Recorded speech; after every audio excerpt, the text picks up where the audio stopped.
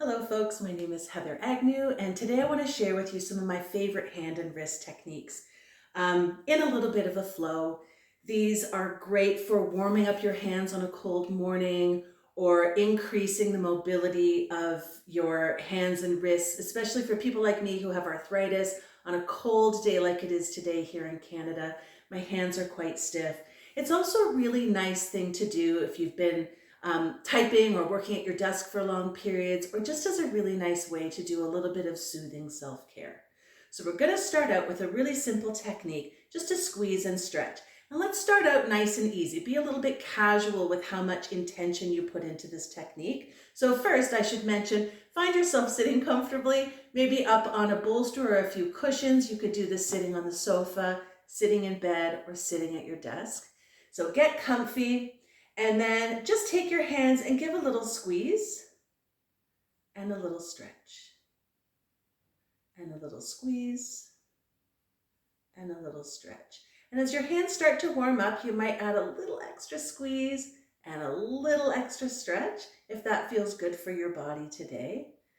We're just kind of saying hello to the hands, starting to warm up some of the tissues in your hands. Give it a little more squeeze and stretch. And then we'll leave your hands here and extend your arms forward and turn your thumbs to face down. Here we're going to take one hand over the other hand and interlock your fingers. And then in a way that works for you, you don't have to go too far. We're just going to roll the wrist through, and you can really take your time, especially if you're feeling a lot of tension here. And then take it back. And roll your wrists through and return. And from here, we're going to switch sides. So take your top hand and make it your bottom hand. Interlace your fingers and roll your wrists through and release. Roll your wrists through and release. And from here you can release your fingers, keep your arms extended forward. We're going to do a little bit of finger painting. So letting your arms float up and down. And just imagine that you're painting with your fingers up and down. You can start off a little more gently with the movement of your wrists, and if you want to add a little more movement, really fold your hands down, really stretch your wrists up. So however much intensity, however much effort you want to use today, doing some finger painting. And then we're going to take that side to side. And again, you might want to start off a little more casually with your wrists, your hands, your fingers. And then if it feels good, you can add a little more stretch, moving those joints just a little bit more, if that feels good for your body today. And just imagine that you're painting with your fingers. Let that flow a couple more times. And then release. A little shoulder roll if you've built up some tension in your shoulders doing that technique. And next we're going to take your hands up and do some thumb touches. So all you're going to do is just touch your thumb to your first finger, stretch it out, second finger, stretch. And keep on going, pinky finger, and then move back through to your ring finger, your middle finger, your index finger. And we'll do that one more time through, just little thumb touches.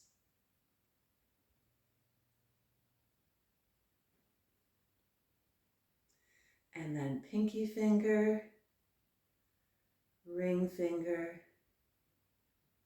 middle finger, and index finger. Nice. From here, we're going to do some finger fans. So we're just going to fan the fingers to one side and fan them to the other side. So here you want to work on coordinating movement between your hands, adding a stretch between your fingers.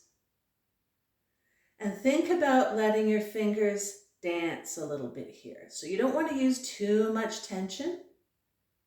You want to allow your fingers to really flow. A couple of finger fans.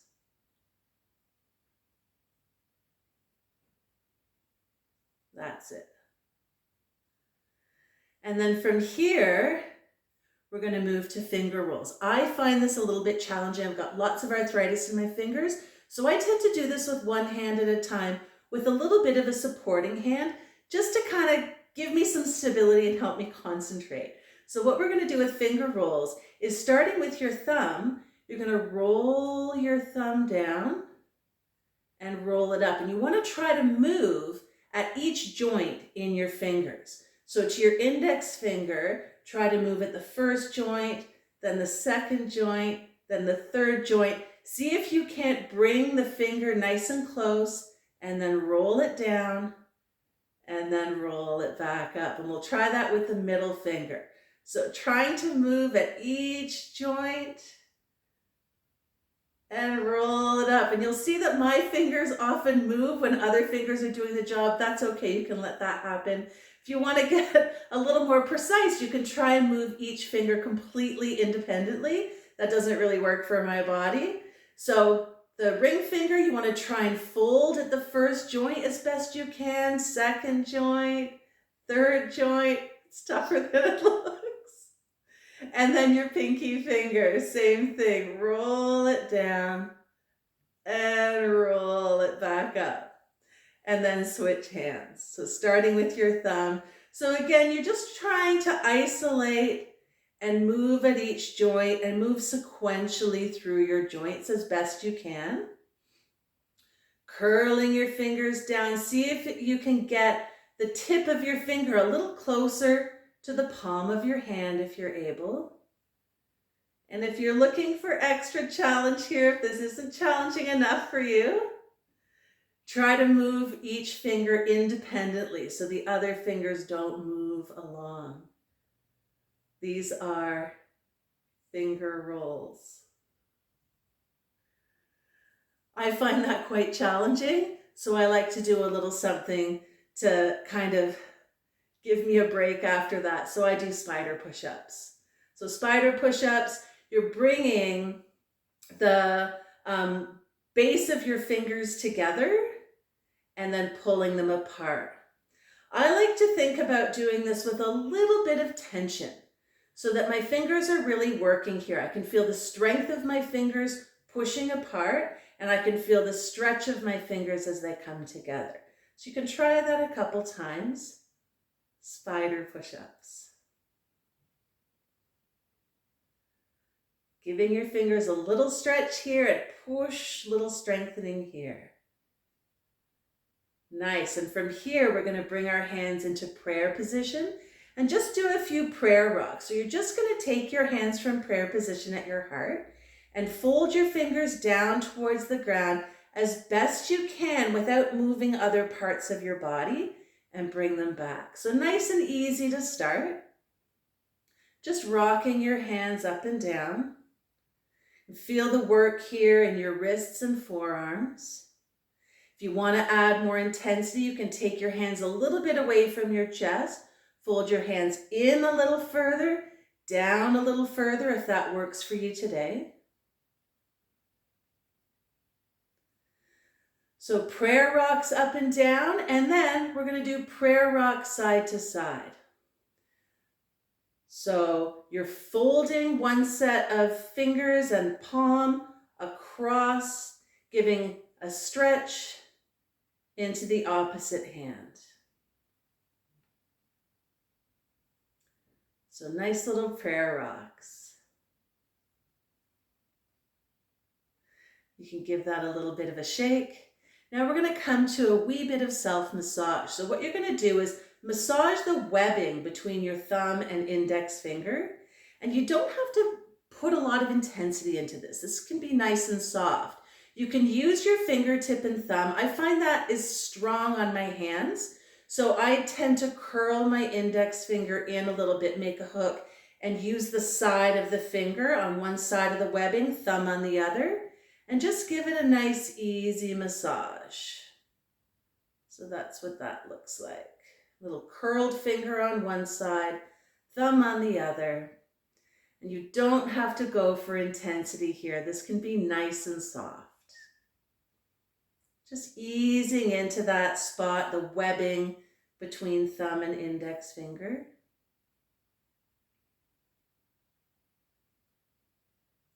And then you can switch sides. So again, you can use the tip of your index finger and your thumb, or you can curl that index finger in and use the side of your finger to give that massage. I find that's a little bit nicer sometimes to fingers that have a lot of arthritis or tension. So a nice easy massage into the webbing. Especially if you use your hands a lot in a day, typing a lot, you're a tradie using tools. This is a really nice way to ease out your hands at the end of the day. Now we're going to do a little bit of a finger massage. So there's a couple of options here. You can use your fingertips for this massage. I tend to use forks and use the forks to kind of make a little squiggle along each finger. But again, you can use fingertips if you like to. And we're just going to go down each finger, taking a little walk from the root of the finger all the way to the end, giving a little bit of massage. And again, this doesn't have to be intense. Massage doesn't have to be hard to be beneficial. Especially if you have a lot of pain in your hands, a soft massage can be really nice. So moving your way down your hands.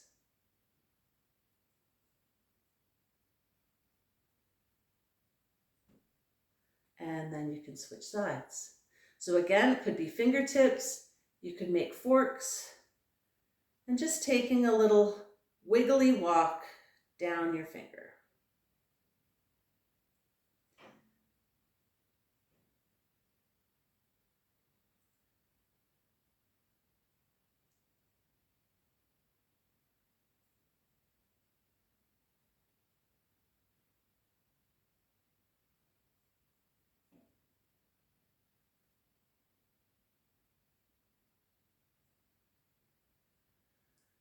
Last finger.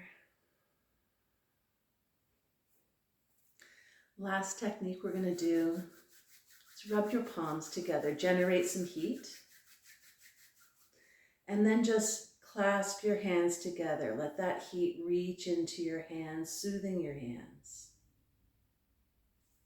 And switch. And again, generating some heat. Clasp your hands. Let that heat reach into your hands, soothing your hands. And switch.